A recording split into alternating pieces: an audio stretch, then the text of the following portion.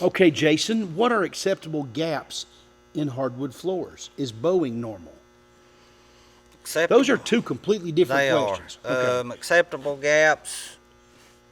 You know, if you buy a cabin grade wood, are there going to be some small gaps? Yes, because every once in a while you run into some boards that might be a 32nd or 16th wider on the end, so it'll leave a little bitty gap, but it's so small most time you have to really get down on the floor to see it. You know, if it's something, you know, if you get up and you got 1/4 inch gaps, I'd say that's unacceptable. Right. You know, But really, more gaps are seasonal than they are right. from installation. And I didn't know which ones they were asking.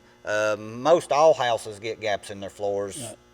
during drier times of the year, and then they swell back up in the summer. If you install a floor in the winter, you're Right. probably not going to get gaps next winter. But if you install it in the summer or anytime other than winter, in the winter when it's the driest, there's going to be a little bit of shrinkage. Right. And it's according to the heat you use. And it's according to how wide a board you're using and the wood heat dries out a lot Right. more, so you're going to see more gaps when you burn wood, especially on a 5-inch board versus right. a 2 A pine 1/4 floor board. will shrink a lot more than a hardwood. Yeah.